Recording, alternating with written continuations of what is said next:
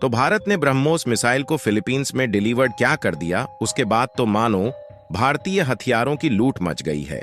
और दुनिया के कई बड़े बड़े देश भी भारत से डिफेंस हथियारों को खरीदने के लिए डील फाइनल करने में जुटे हुए हैं। और हाल ही में एक खबर निकलकर आई कि नाटो, जो 32 देशों का संगठन है, जिसे अभी तक अमेरिका कंट्रोल करता आया है, लेकिन इसके बावजूद भी नाटो के कई देश भारत से डिफेंस हथियारों और खतरनाक मिसाइलों को खरीदना चाहते हैं, जिसमें फ्रांस, इटली, कनाडा और यूके जैसे कुछ देश है जो कि ब्रह्मोस जैसी एडवांस सुपरसोनिक मिसाइल के अलावा एयर डिफेंस सिस्टम जैसे अन्य हथियारों को खरीदना चाहते हैं। और नाटो में शामिल देशों के अलावा चीन का एक पड़ोसी देश वियतनाम भारत की ब्रह्मोस जैसी खतरनाक मिसाइल की ताकत को देख उसे खरीदने की डील को फाइनल करने में जुटा हुआ है। और अगर आप इस मैप में देखें तो भारत से पूर्वी दिशा में समुद्री रास्ते से थोड़ी दूर आने पर मौजूद है वियतनाम, जो कि चीन का पड़ोसी देश है और चीन के साथ इनके रिलेशन में हमेशा से खटास चलती रहती है। और दुनिया के कई देशों में जिस तरह से युद्ध का माहौल बन रहा है, भविष्य में चीन उनके लिए खतरा न बन सके, इसलिए वियतनाम भी अपनी डिफेंस सिक्योरिटी को बढ़ाने में जुटा हुआ है। पूरी अपडेट क्या है इस वीडियो में समझते हैं, लेकिन आगे बढ़ने से पहले नाटो जैसा 32 देश का संगठन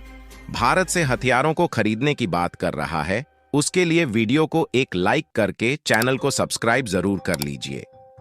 क्योंकि यह आपके लिए 1 सेकंड का काम है, लेकिन इससे हमारी काफी बड़ी मदद होती है।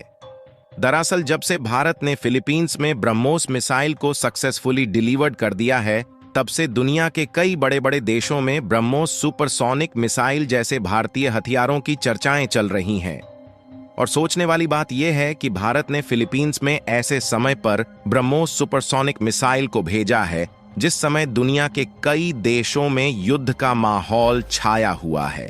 और देखा जाए तो इस समय 3 विश्व युद्ध चल रहे हैं, जिसमें ईरान और इजराइल का युद्ध दिन पर दिन और भी ज्यादा घातक होता जा रहा है, जिससे लगभग सभी देश ज्यादा से ज्यादा संख्या में हथियारों को खरीद रहे हैं,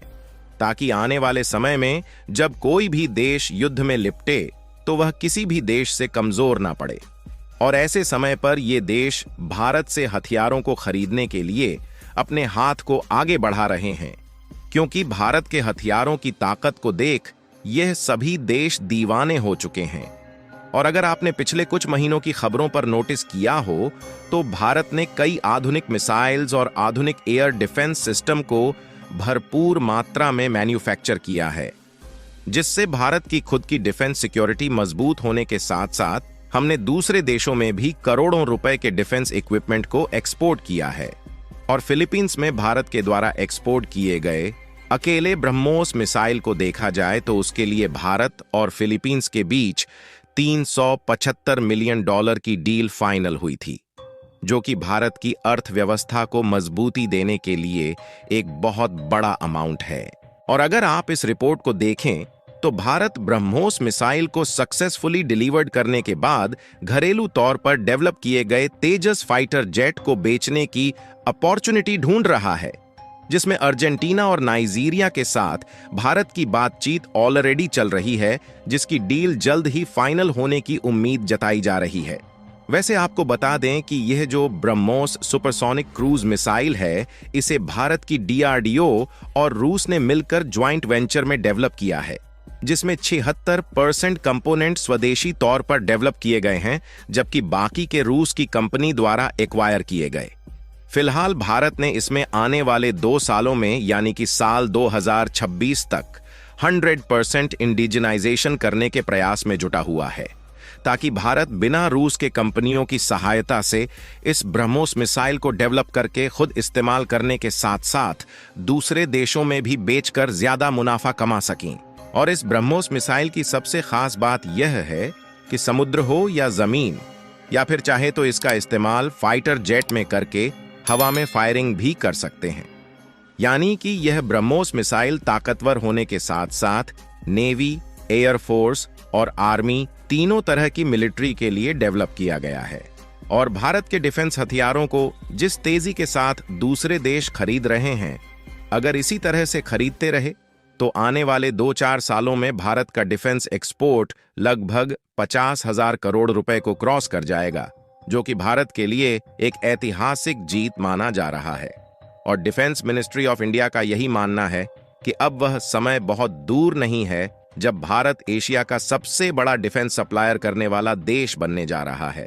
यानी कि देखा जाए तो फिलीपींस में ब्रह्मोस मिसाइल की पहली बार सक्सेसफुली डिलीवरी करने के बाद अब भारत के डिफेंस का डंका दूसरे देशों में भी बजना शुरू हो चुका है,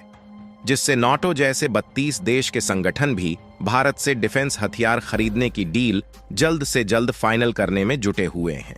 लेकिन इसमें सोचने वाली बात यह है कि नाटो, जो कि अभी तक अमेरिका की गोद में फलता फूलता था, वह भारत की ओर अपनी झुकाव को क्यों कर रहा है? क्योंकि इसके पहले अभी तक नाटो संगठन में शामिल देशों को डिफेंस का एक्सपोर्ट अमेरिका कर रहा था। तो इसका सबसे बड़ा कारण यह माना जा रहा है कि भारत ने पिछले कुछ महीनों में अत्याधुनिक सुपरसोनिक और हाइपरसोनिक क्रूज मिसाइल के डेवलपमेंट पर बढ़ चढ़कर काम किया है। और भारत ने जो एडवांस क्रूज मिसाइल को डेवलप किया है, उसकी क्वालिटी के मामले में कोई भी कॉम्प्रोमाइजेशन नहीं है।